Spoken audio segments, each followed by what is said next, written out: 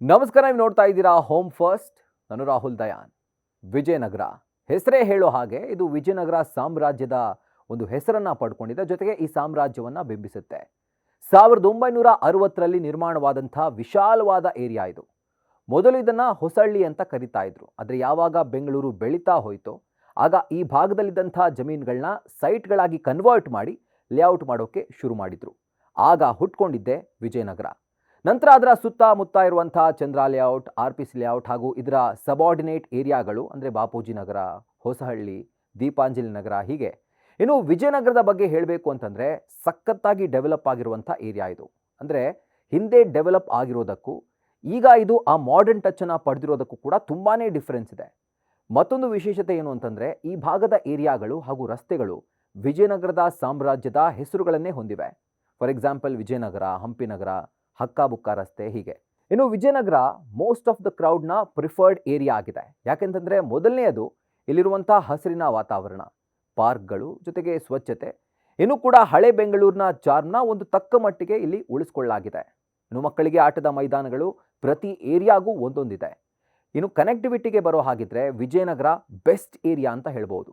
ಇದು ಯಾವ ಮಟ್ಟಿಗೆ ಸೆಂಟ್ರಿಕ್ ಆಗಿದೆ ಅಂತಂದರೆ ನಗರದ ಜನನಿಬಿಡ ಕಮರ್ಷಿಯಲ್ ಹಬ್ಗಳಾದಂಥ ಮೆಜೆಸ್ಟಿಕ್ ಇರ್ಬೋದು, ಯಶವಂತಪುರ ಇರ್ಬೋದು, KR ಮಾರ್ಕೆಟ್, ಬಸವನಗುಡಿ, ಜಯನಗರ, ಇನ್ನು ಈ ಕಡೆ RR ನಗರ, ನಾಗರಭಾವಿ, ಕತ್ತಿರಗುಪ್ಪೆ, ಬನಶಂಕರಿ ಅಥವಾ ಮಲ್ಲೇಶ್ವರಂ, ರಾಜಾಜಿನಗರ, ಈ ಎಲ್ಲ ಏರಿಯಾಗಳಿಗೆ ನೀವು ಹೋಗ್ತೀರಿ ಅಂತಂದರೆ ಹಾರ್ಡ್ಲಿ ನಿಮಗೆ 20ರಿಂದ 25 ನಿಮಿಷಗಳಲ್ಲೇ ನೀವು ಅಲ್ಲಿಗೆ ತಲುಪ್ಬೋದು.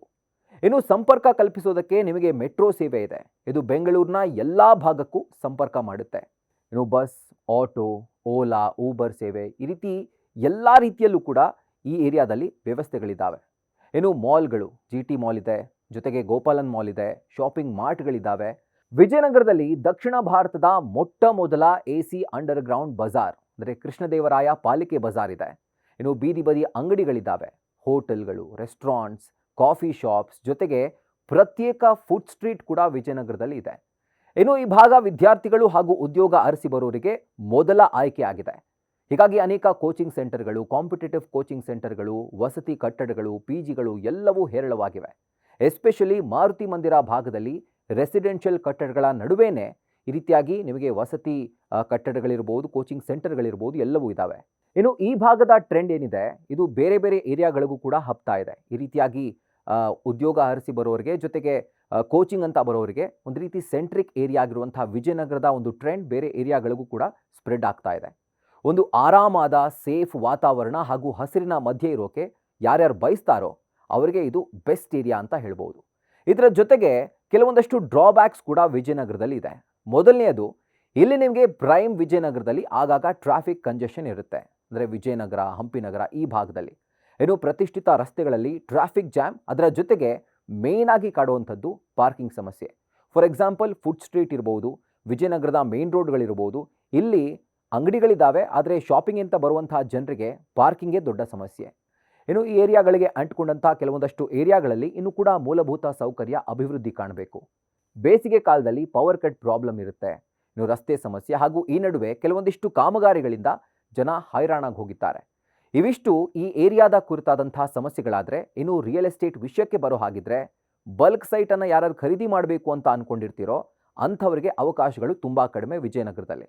ಜೊತೆಗೆ ಪ್ರೈಮ್ ಲೊಕೇಶನ್ಗಳಾದಂಥ ಚಂದ್ರ ಲೇಔಟ್, ವಿಜಯನಗರದಲ್ಲಿ ಬಾಡಿಗೆ ಕೂಡ ಜಾಸ್ತಿ ಅನ್ನುವಂಥ ಒಂದು ಆರೋಪ ಇದೆ. ಇನ್ನು ಒಂದಂತೂ ಕನ್ಫರ್ಮ್, ಇವೆಲ್ಲ ಇದ್ರೂ ಕೂಡ ಇಲ್ಲಿಯ ಭೂಮಿಗೆ ಬಂಗಾರದ ಬೆಲೆ. ಹಾಗಿದ್ರೆ ಈ ಭಾಗದ ಲ್ಯಾಂಡ್ ರೇಟ್ ಯಾವ ರೀತಿ ಇದೆ ನೋಡೋಣ ಬನ್ನಿ. ಸೊ ವಿಜಯನಗರವನ್ನು ನಾವು 3 ಭಾಗಗಳಾಗಿ ಡಿವೈಡ್ ಮಾಡ್ಕೊಂಡಿದ್ದೀವಿ. ಮೊದಲನೇದು ವಿಜಯನಗರ, ಜೊತೆಗೆ ಚಂದ್ರ ಲೇಔಟ್, ಹಾಗೂ ಮತ್ತೊಂದು ಅತ್ತಿಗುಪ್ಪೆ. ಸೊ ವಿಜಯನಗರದಲ್ಲಿ ನಿಮಗೆ ಪ್ರತಿ ಸ್ಕ್ವೇರ್ ಫೂಟ್ನ ರೇಟ್ 14,000 ರೂಪಾಯಿಯಿಂದ ಹಿಡಿದು 27,000 ರೂಪಾಯಿವರೆಗೂ ಇದೆ. ಅಂದರೆ 14,000 ರೂಪಾಯಿ ನಿಮಗೆ ಈ ಶೋಭಾ ಹಾಸ್ಪಿಟಲ್ ಅಥವಾ ಪ್ರಶಾಂತ್ ನಗರ ಈ ಭಾಗದಲ್ಲಿ ಸಿಕ್ಕಿದ್ರೆ, ನಿಮಗೆ 27,000 ರೂಪಾಯಿನ ಒಂದು ಸ್ಕ್ವೇರ್ ಫೀಟ್ ರೇಟ್ ನಿಮಗೆ ವಿಜಯನಗರ ಪ್ರೈಮ್ ಲೊಕೇಶನಲ್ಲಿ ಸಿಗುತ್ತೆ. ಚಂದ್ರ ಲೇಔಟ್ನಲ್ಲಿ ನಿಮಗೆ ಪ್ರತಿ ಚದರ ಅಡಿ ರೇಟ್ 12,500 ರೂಪಾಯಿಯಿಂದ ಹಿಡಿದು 19,000 ರೂಪಾಯಿವರೆಗೂ ಇದೆ. ಇನ್ನು ಅತ್ತಿಗುಪ್ಪೆಯಲ್ಲಿ ನಿಮಗೆ 15,000 ರೂಪಾಯಿಯಿಂದ ಹಿಡಿದು 17,000 ರೂಪಾಯಿವರೆಗೂ ಪ್ರತಿ ಸ್ಕ್ವೇರ್ ಫೂಟ್ ರೇಟ್ ಇರೋದು. ಇನ್ನು ಅಪಾರ್ಟ್ಮೆಂಟ್ಗಳ ವಿಷಯಕ್ಕೆ ಬರೋ ಹಾಗಿದ್ರೆ ವಿಜಯನಗರದಲ್ಲಿ 2 BHK ಫ್ಲ್ಯಾಟ್ ನಿಮಗೆ 65 ಲಕ್ಷ ರೂಪಾಯಿಯಿಂದ ಹಿಡಿದು 1.03 ಕೋಟಿ ರೂಪಾಯಿವರೆಗೂ ಸಿಗುತ್ತೆ. ಇನ್ನು 3 BHK ರೇಟ್ ನಿಮಗೆ 1.05 ಕೋಟಿಯಿಂದ ಹಿಡಿದು 2 ಕೋಟಿವರೆಗೂ ಇದೆ. ಜೊತೆಗೆ ಅದಕ್ಕಿಂತ ಜಾಸ್ತಿ ಆಗ್ಬೋದು. ಅದು ಯಾವ ರೀತಿ ಅಂತಂದರೆ ನಿಮಗೆ ಸೆಮಿ ಫರ್ನಿಶ್ಡ್, ಫುಲ್ಲಿ ಫರ್ನಿಶ್ಡ್ ಇದರ ಮೇಲೆ ಡಿಪೆಂಡ್ ಆಗಿರುತ್ತೆ. ಇನ್ನು 4 BHK ನಿಮಗೆ 2.5 ಕೋಟಿಗಿಂತ ಅಧಿಕವಾಗಿ ಸಿಗುತ್ತೆ. ಅಂದರೆ ಈ ಒಂದು ಅಮೌಂಟ್ಗಿಂತ ಹೆಚ್ಚಿನ ಅಮೌಂಟ್ಗೆ 4 BHK ಅಪಾರ್ಟ್ಮೆಂಟ್ ನಿಮಗೆ ವಿಜಯನಗರದಲ್ಲಿ ಸಿಗೋದು. ಇನ್ನು ಚಂದ್ರ ಲೇಔಟ್ನಲ್ಲಿ ನಿಮಗೆ 2 BHK ಅಪಾರ್ಟ್ಮೆಂಟ್ 48 ಲಕ್ಷ ರೂಪಾಯಿಂದ ಹಿಡಿದು 70 ಲಕ್ಷ ರೂಪಾಯಿವರೆಗೂ ಇದೆ. ಇನ್ನು 3 BHK ಅಪಾರ್ಟ್ಮೆಂಟ್ 87 ಲಕ್ಷ ರೂಪಾಯಿಂದ ಹಿಡಿದು 1.8 ಕೋಟಿ ರೂಪಾಯಿವರೆಗೂ ಸಿಗುತ್ತೆ. ಇನ್ನು 4 BHK ಅಪಾರ್ಟ್ಮೆಂಟ್ 1.54 ಕೋಟಿಗಿಂತ ಅಧಿಕವಾಗಿ ಅಂದರೆ ಅದರ ಅಬವ್ ಮೇಲ್ಪಟ್ಟು ನಿಮಗೆ ಸಿಗುತ್ತೆ.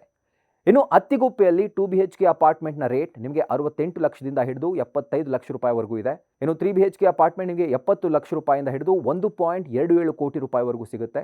ಇನ್ನು 4 BHK ಅಪಾರ್ಟ್ಮೆಂಟ್ ನಿಮಗೆ 2.35 ಕೋಟಿ ರೂಪಾಯಿಂದ ಶುರುವಾಗುತ್ತೆ. ಸೊ ಇವಿಷ್ಟು ವಿಜಯನಗರದ ಸ್ವಾಟ್ ಅನಾಲಿಸಿಸ್, ಅಂದರೆ ಯಾವ ರೀತಿ ವಿಜಯನಗರದಲ್ಲಿ ಅಡ್ವಾಂಟೇಜಸ್ಗಳಿದ್ದಾವೆ, ಜೊತೆಗೆ ಡಿಸ್ಅಡ್ವಾಂಟೇಜ್ಗಳೇನು, ಇದೆಲ್ಲವನ್ನು ಕೂಡ ನಿಮಗೆ ತಿಳಿಸುವಂಥ ಒಂದು ಪ್ರಯತ್ನವನ್ನು ನಾವು ಮಾಡಿದ್ದೀವಿ. ಅದರ ಜೊತೆಗೆ ಮುಂದೆ ಯಾವ ಏರಿಯಾದ ಸ್ವಾಟ್ ಅನಾಲಿಸಿಸ್ ನಿಮಗೆ ಬೇಕು ಅಂತ ಅನಿಸುತ್ತೆ ಕೆಳಗಡೆ ನೀವು ಕಾಮೆಂಟ್ ಸೆಕ್ಷನಲ್ಲಿ ನಮಗೆ ತಿಳಿಸಿ. ಹಾಗೂ ಮುಂದೆ ಮತ್ತೊಂದು ಏರಿಯಾದ ಸ್ವಾಟ್ ಅನಾಲಿಸಿಸ್ನಲ್ಲಿ ಸಿಗೋಣ ಅಂತ ಹೇಳ್ತಾ, ಮನೆ ಕುರಿತಾದಂಥ ಎಕ್ಸ್ಕ್ಲೂಸಿವ್ ಇನ್ಫಾರ್ಮೇಷನ್ ಇರ್ಬೋದು ಅಥವಾ ರಿಯಲ್ ಎಸ್ಟೇಟ್ ಅಪ್ಡೇಟ್ಸ್ ಇರ್ಬೋದು, ಪ್ರತಿಯೊಂದನ್ನು ಪಡ್ಕೊಳ್ಳೋದಕ್ಕೆ ನಮ್ಮ ಹೋಮ್ ಫಸ್ಟ್ ಚಾನಲ್ ಸಬ್ಸ್ಕ್ರೈಬ್ ಮಾಡಿ, ಬೆಲ್ ಐಕಾನ್ ಕ್ಲಿಕ್ ಮಾಡೋದನ್ನು ಮರಿಬೇಡಿ. ಕ್ಷಣ ಕ್ಷಣದ ಮಾಹಿತಿಗಾಗಿ ನೋಡ್ತಾ ಇರಿ ನ್ಯೂಸ್ ಫಸ್ಟ್, ನಿರ್ಭೀತಿಯಿಂದ ನಿಮ್ಮ ಪರವಾಗಿ.